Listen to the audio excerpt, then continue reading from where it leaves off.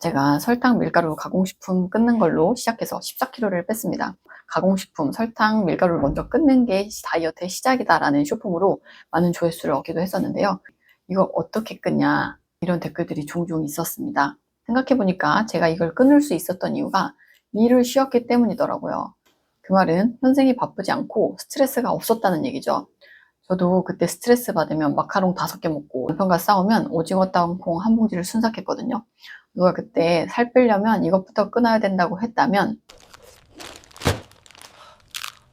아무리 안 좋은 음식이라 할지라도 이거를 끊어야 된다는 게 스트레스가 되면 더 역효과가 나는데요. 스트레스를 받으면 코티졸이 나오고 코티졸은 혈당을 올립니다. 이거를 억지로 참아봤자 스트레스 때문에 더 코티졸이 나와서 혈당을 올릴 수도 있다는 거예요. 그리고 이렇게 참다가 못 참고 한번 먹으면 어떻죠? 도파민이 빵 빠져나와서 아 역시 이 맛이야 하면서 그 음식에 대한 보상회로가 더 강화되는 거죠. 이런 음식들을 한 달 참아서 빼봤자 유지하지 못한다면 다시 요요가 오게 되는 거겠죠. 그러면 대체 어떻게 해야 되냐? 제가 오늘은 이런 음식들과 안전하게 헤어지는 방법에 대해서 단계별로 정리해 보려고 합니다. 이건 사실 습관이거든요. 습관을 바꾸려면 억지로 의지를 할 게 아니라 내 뇌가 이 다른 행동이 더 내 몸에 이롭다는 것을 알아차리게 하면 됩니다. 내 뇌가 자연스럽게 그 음식이 별로라고 느끼게 해야 비로소 습관을 바꿀 수 있는 건데요. 단계를 정리하면 첫 번째, 어떤 상황에서 어떤 음식을 먹는지 알아보고, 두 번째, 그 음식을 먹은 후에 내 몸과 마음이 어떤 상태인지 감각해보고, 세 번째, 그 습관적인 행동 대신 다른 행동을 해보고, 네 번째, 이전 행동과 새로운 행동이 주는 보상을 비교해보면서 체크해보는 겁니다. 만약 여기까지 들었는데 벌써부터 스트레스다. 이렇다면 내 습관을 바꿀 에너지가 나에게 없는 거거든요. 그러면은 이 습관을 바꾸겠다는 노력 자체가 스트레스가 됩니다. 그래서 그럴 때는 뭘 바꾸려고 하지 마시고 그냥 내 몸과 마음에 대해서 기록만 해보시면 좋겠어요. 어떤 걸 어떻게 쓰냐? 이 영상을 참고해 보시면 됩니다. 그러면 단계별로 구체적으로 어떻게 하는 것인지 설명드려 볼 건데요. 첫 번째, 어떤 상황에서 어떤 음식을 먹는 걸 알아봐야죠. 예전에 저는 크게 5가지 상황에서 안 좋은 것들을 먹었는데요. 첫 번째는 점심을 먹고 동료들과 스낵 타임을 가졌습니다. 두 번째는 업무 중간중간 당 떨어지는 느낌이 있을 때 초코바를 먹기 위해서 항상 초코바를 넣고 다녔고요. 세 번째는 뭔가 내가 집중해야 되는 일이 발표 준비를 한다거나 이럴 때는 바닐라 라떼를 먹었습니다. 네 번째, 하루에 좀 스트레스가 많았던 날 있죠? 뭐 상사한테 까였다거나 내 뜻대로 일이 풀리지 않았을 때 그때는 마카롱을 사서 가서 5개씩 까먹고 했어요. 다섯 번째로 남편과 싸운 날은 오징어 땅콩 한 봉지를 먹었습니다. 먹고 났을 때 기분과 컨디션은 어땠는가? 일단 점심에 스낵을 먹으면 꼭 낮잠은 자야 됐고요. 낮잠을 자야만 오후 스케줄을 몽롱하지 않게 진행할 수 있었거든요. 남편과 싸우고 오징어 땅콩을 먹으면 죄책감이 들었고요. 언제 이걸 다 먹었지? 마카롱을 먹은 다음에는 오히려 더 기분이 무기력해지고 스트레스가 풀리지 않아서 꼭 맥주를 같이 먹었습니다. 바닐라 라떼를 먹고 업무를 하다가 또 당이 떨어지면 간식, 쿠키 같은 거를 추가적으로 먹었고요. 업무 중 당 떨어질 때 초코바를 먹는 것은 일시적인 어떤 에너지는 줬던 것 같아요. 세 번째 단계, 이 상황에 대해서 각자 다른 행동을 해보는 거죠. 제일 쉬운 게 점심 식후 스낵 타임입니다. 이거는 그냥 제가 빠지면 되는 거거든요. 그런데 갑자기 이걸 빠지면 입이 심심할 겁니다. 왜냐? 저는 이 스낵 타임을 위해서 점심을 적게 먹었거든요. 그러니까 점심에 양질의 식사를 해야 하고 혈당 스파이크가 없어야 됩니다. 그래서 저는 점심 식전에 삶은 계란 2개를 먹는 방법을 추천드립니다. 이렇게 바꿔봤더니 밥 먹고 졸리지도 않고 오후에 컨디션도 되게 좋아지는 거예요. 그러면 내 뇌는 자연스럽게 이 행동이 내 뇌의 몸에 훨씬 더 좋은 보상이구나라는 거를 알게 될 거고 나중에는 점심에 누가 뭐 간식을 먹자고 하더라도 별로 먹고 싶지 않게 돼요. 왜냐면 오후에 좋은 컨디션을 유지하는 게 더 소중하니까요. 다음으로 일과 중에 당이 떨어질 때 초코바를 먹는 거를 바꾸고 싶다면 그 이유는 보통 하루에 에너지 수준이 좋지 않기 때문에 당 떨어지는 느낌을 찾게 되는 거거든요.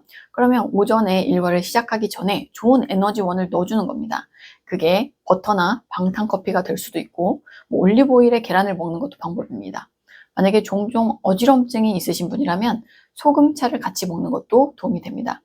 이렇게 먹어보면서 내 에너지 수준이 올라가게 되면 당 떨어지는 느낌을 느낄 때가 잘 없게 되고 그때마다 습관적으로 먹던 초코바를 안 먹게 되겠죠. 그런데 주의해야 될 점은 전날 잠을 잘 못 잔 경우에는 코티졸 레벨이 높아지기 때문에 이상하게 자꾸 단 게 더 땡기게 되거든요. 환자분들이 스테로이드 먹으면 입맛이 돌아서 막 간식을 자꾸 먹는 것과 같은 원리입니다. 그럴 때는 너무 스트레스를 받지 말고 적절한 당분을 섭취하는 게 나아요. 저는 그럴 때 다크초콜릿이나 땅콩버터 이런 것들을 활용합니다. 이렇게 바꿔보면 내 몸이 알게 됩니다.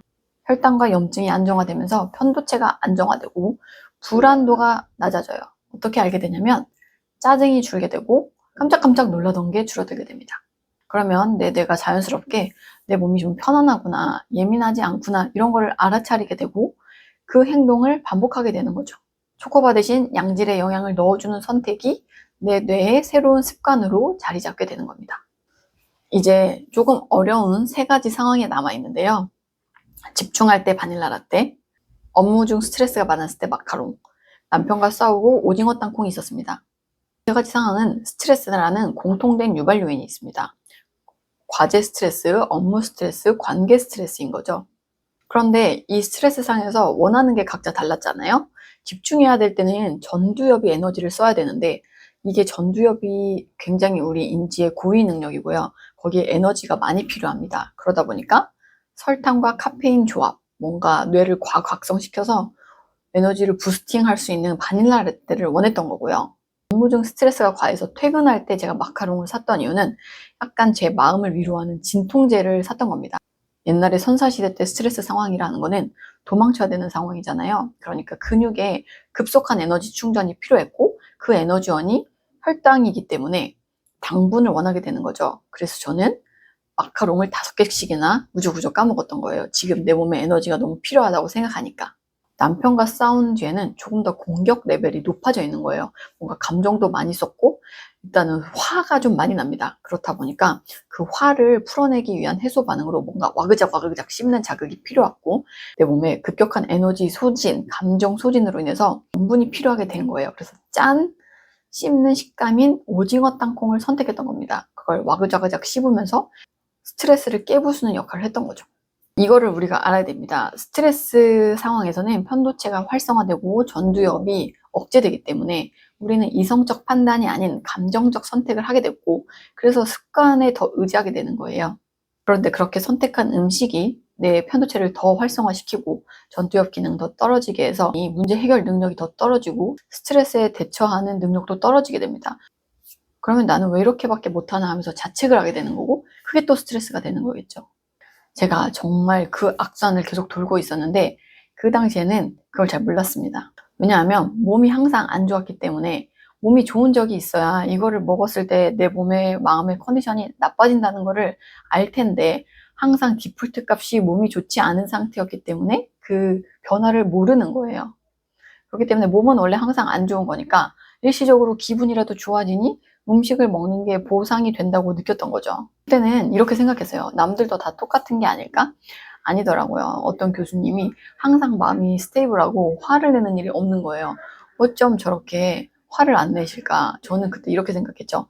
아, 정말 잘 참는 분이시구나. 나는 되게 성격이 예민해서 저렇게 참지 못하고 이렇게 짜증이 많은 거구나. 근데 아니더라고요. 제가 바뀌어 보니까 몸이 편안하면 마음이 편안해지는 거였습니다. 에너지 누수가 적으니까 전두엽 기능도 좋아지니까 문제 해결 능력이 좋아지고 집중력도 좋아지고 삶의 선순환이 생기는 거죠. 그래서 정말 여러분들께 이 말씀을 꼭 드리고 싶습니다. 꼭 한 번만 내가 습관적으로 안 좋은 것들을 먹는 상황에 대해서 써보세요. 그리고 먹고 난 뒤에 정말 이게 나에게 도움이 되는 자극인지 어떤 감정적 위로를 주는지 몸에는 어떤 변화를 일으키는지를 한 번만 생각해 보시면 좋겠습니다. 그리고 다른 날은 한번 다른 선택을 해보시는 거예요. 뭐 급격한 변화일 필요는 없고 바닐라 라떼를 먹는다면 시럽을 줄여보는 거 아니면 아메리카노랑 다크 초콜릿으로 바꿔보는 것 마카롱 대신에 키토 베이커리를 먹어보는 것 그리고 오징어 땅콩 대신에 구운 견과류를 먹는다거나 소고기칩을 먹어보는 방법이 있습니다. 제가 보니까 이 식감이나 맛에서 비슷한 느낌을 가져가야 돼요. 짠맛이면 짠맛, 단맛이면 단맛. 상황별로 맛과 식감이 비슷한 대체제를 찾아서 먹어보고 내 몸과 마음에 느끼는 감각의 차이가 있는지를 느껴보시면 돼요. 차이가 없다고 해도 너무 좌절하실 필요는 없고요. 그것을 계속 반복하다 보면 어느새 내 뇌가 내 몸에 좀 더 이로운 감각을 찾아내게 될 거고 거기에 보상 가점을 계속 주게 되다 보면 서서히 변화하게 될 겁니다. 마지막으로 이 스트레스에 대해서는 스트레스 상황에 대한 내 해석을 좀 들여다볼 필요가 있어요. 내가 스트레스 받는 이유가 진짜 뭔가? 어떤 게 불안해서 그럴까? 내가 고민하고 행동한다고 해서 바뀔 문제를 가지고 스트레스를 받고 있는지, 바꿀 수가 없다면 이것을 보는 관점이나 해석을 바꿔볼 수는 없을지, 그 상황은 못 바꾸더라도 그 상황이 나에게 주는 해로움은 내가 컨트롤할 수 있거든요. 그래서 만성 스트레스는 장기적으로 내 건강에 독이 되는 것이기 때문에 꼭 한 번씩은 이 해석을 한번 들여다보시면 좋겠습니다. 사실 이 모든 단계를 시도하려면 앞서 말씀드린 대로 나를 돌보겠다는 어떤 최소한의 에너지가 남아 있어야 되거든요. 바쁘고 내가 챙겨야 될 게 너무 많다 보면 사실 나를 챙기는 건 가장 뒷전으로 가게 됩니다. 그래서 그런 마음을 가지는 것 자체로 너무 대단하다는 말씀을 드리고 싶고요. 바쁘고 힘든 상황에서도 내 몸을 돌보고자 이 영상을 클릭하셨을 모든 분들께 응원을 드리고 싶습니다. 당장은 달라지는 게 없어 보이더라도 매일 하루 10분씩만 나에 대해서 기록을 해보고 생각을 해보고 한 번 더 내 몸을 감각해보고 습관적으로 행동하지 않고 다른 행동을 선택해보는 것, 나를 미워하지 않는 선택을 하시는 것, 그런 것이 반복되다 보면 나도 모르는 사이 서서히 회복이 시작될 거라고 생각합니다. 왜냐면 행동을 바꿨을 때 세포들이 달라지고요. 그게 지속되다 보면 뇌의 회로도 바뀌니까요. 오늘 영상이 여러분에게 응원이 되었다면 구독, 좋아요, 댓글까지 달아주시면 저에게도 큰 응원이 되겠습니다. 혹시 이 영상이 필요하다고 생각되시는 분이 주변에 계시다면 공유도 부탁드립니다. 영상 끝까지 시청해주시고 응원해주시는 모든 분들께 감사의 말씀을 드립니다. 여러분들의 건강하고 평온한 일상을 응원하겠습니다. 감사합니다.